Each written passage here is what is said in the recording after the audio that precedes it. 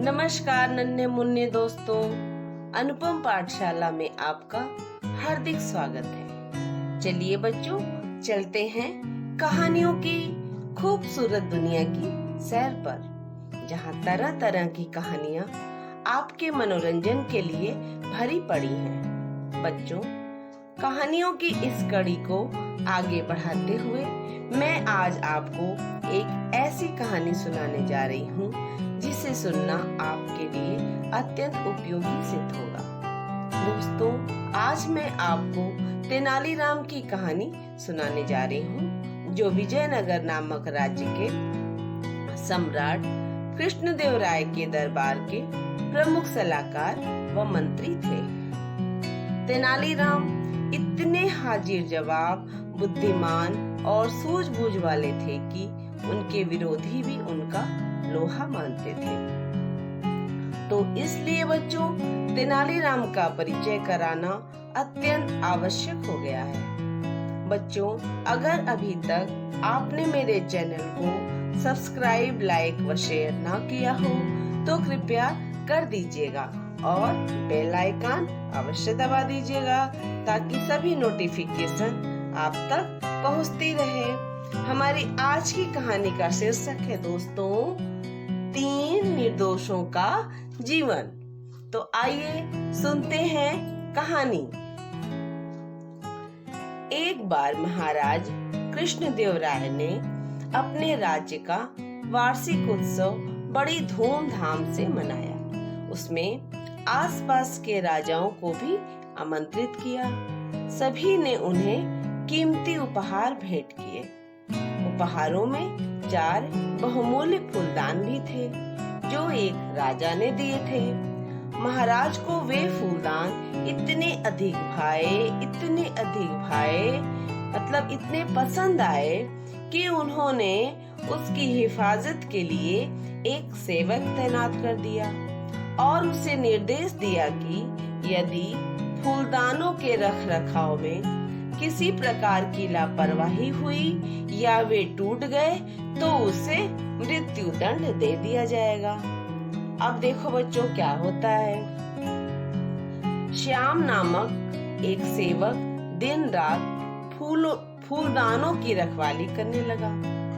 उन पर धूल भी नहीं जमने देता था, किंतु एक दिन जब वह फूलदानों की सफाई कर रहा था तो अचानक एक फूलदान उसके हाथ से छूटकर टूट गया। जब महाराज को यह खबर मिली तो वे बड़े क्रोधित हो उठे।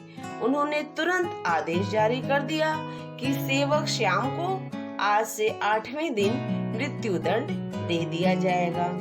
सैनिकों ने फौरन श्याम को कारागार में डाल दिया। कारागार क्या होता है बच्चों, जानते हो आप?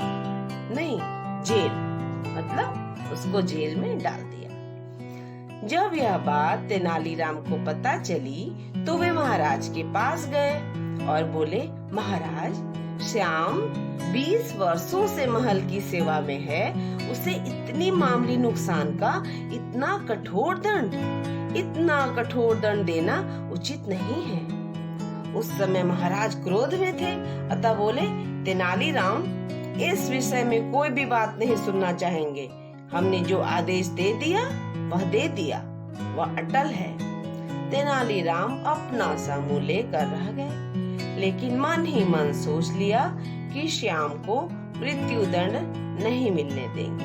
वे तुरंत कारागार में जाकर श्याम से मिले और उससे सारी बात पूछी। श्याम ने रोते हुए बताया, मैं उन फूलदानों की सुरक्षा में अपनी जान से भी अधिक ध्यान देता था, किंतु बुरा वक्त आ गया और फूलदान हाथ से छूट गया।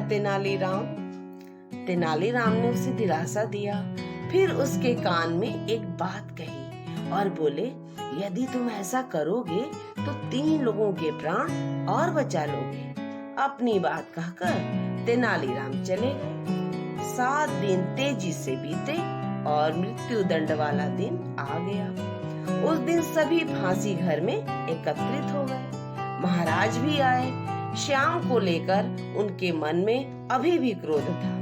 वे अपनी आंखों से उसे फांसी पर झूलते देखना चाहते थे। श्याम को फांसी के तख्ते पर चढ़ा दिया गया। फिर जल्लादों ने उससे उसकी अंतिम इच्छा पूछी। श्याम ने कहा, मैं बाकी बचे वे तीनों फूलदान देखना चाहता हूँ जिनकी वजह से मैं फांसी पर चढ़ाया जा रहा हूँ। जल्लादों ने महाराज की ओर देखा। महाराज ने तुरंत आज्ञा दे दी कि जाओ, तुरंत तीनों फूलदान इसके सामने ले आओ। और तीनों फूलदान उसके सम्मुख लाए गए। श्याम ने तत्काल तीनों फूलदान धरती पर पटक कर चूर चूर कर दिया। अब महाराज अधिक क्रोधित हो उठे और बोले, मूर्ख, ये कीमती फूलदान क्यों तोड़ दिए? क्या मिला तुम्हें इन्हें तोड़कर? 3 निर्दोषों का जीवन महाराज, श्याम निर्भीकता से बोला। जिस प्रकार मैं निर्दोष होने पर भी इन फूलदानों के कारण फांसी पर चढ़ाया जा रहा हूँ, उसी प्रकार कभी न कभी मेरी तरह 3 अन्य लोग भी फांसी पर चढ़ाए जा सकते थे। ये फूलदान मनुष्यों के जीवन से अधिक कीमती नहीं है। श्याम की बात सुनकर महाराज मानो नींद से जाग उठे। एक पल के 100वें हिस्से से भी पूर्व उनके मस्तिष्क पर छाई क्रोध की सभी परतें हट गईं। उन्हें एहसास हो गया कि क्रोध में वे कैसा अनर्थ करने जा रहे थे। उन्होंने फौरन श्याम की फांसी स्थगित कर दी। अगले दिन उन्होंने सुबह सुबह श्याम को दरबार में बुलाकर पूछा, सच सच बताओ कि तुम्हें ऐसा करने की सलाह किसने दी थी? श्याम ने तेनालीराम की ओर देखा। महाराज सब कुछ समझ गए। फिर तेनालीराम से बोले, तेनाली, आज तुमने एक निर्दोष की जान तो बचा ही ली, हमें भी क्रोध में विवेक न खोने की तुमने मूक सलाह दी है। तुम धन्य हो तेनालीराम, तुम धन्य हो। तो ये रही बच्चों आज की कहानी। और अब आप बताइए आपको आज की कहानी कैसी लगी।